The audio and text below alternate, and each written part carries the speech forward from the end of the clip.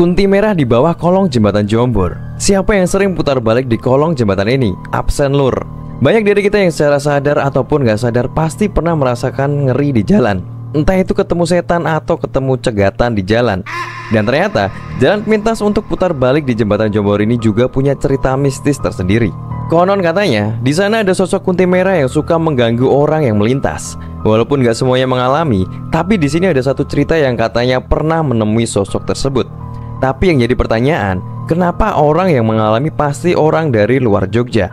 Ada yang tahu? Nah, sebut aja namanya Mardi, salah satu mahasiswa di kota Jogja, dan kejadian yang dialami Mardi ini bisa dibilang sudah cukup lama, ketika Mardi masih aktif kuliah. Malam itu sekitar jam 10 malam, Mardi ceritanya mau ke jalan kabupaten, mau ambil laptop di kosan temennya. Tapi ketika sampai di bawah flyover Jombor, tepatnya di depan rumah lawas bekas mebel, Mardi lupa kalau ponselnya itu ketinggalan di Mojali. Mau gak mau, Mardi harus putar balik. Nah, di situ Mardi baru ingat kalau di depan sana, di kolong jembatan Jombor, itu ada jalan buat putar balik. Lewatlah Mardi di bawah jembatan itu. Dan kebetulan waktu itu kondisinya gelap gulita, cuman ada satu lampu.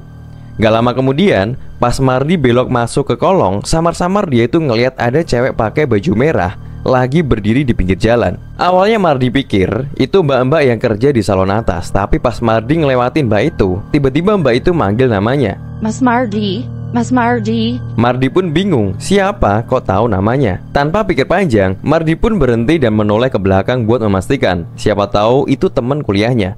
Tapi pas dia noleh, ternyata mbak-mbak itu mukanya udah hancur, meleleh, sama matanya itu mau copot. Mardi yang ketakutan pun mencoba buat teriak tapi nggak bisa. Sampai nggak lama kemudian, ada bapak-bapak yang nepuk pundaknya yang seketika langsung menyadarkan si Mardi. Bapak itu langsung nanya ke Mardi, "Kenapa mas?" Karena Mardi masih ketakutan, dia nggak berani cerita. Sampai akhirnya bapak itu ngasih tahu ke Mardi kalau lain kali lewat sini harus ngucap salam dan nyalain klaksonnya. Setelah ngucapin terima kasih ke bapak tadi, Mardi pun langsung cepat-cepat pergi dari tempat itu. Dan semenjak itu, Mardi udah nggak berani lagi lewat bawah jembatan Jombor. Dia bilang, mending bablas sampai UTY baru putar balik daripada ketemu demit. Gak tahu ya ini cerita beneran atau enggak, cuman ada beberapa sumber yang mengatakan kalau di kolong jembatan Jombor ini singup dan kadang ada penampakan. Dan balik lagi, kalian mau percaya apa enggak itu terserah. Semoga cerita ini bisa menghibur dan pesan dari saya, dimanapun kita berada, di situ ada setan.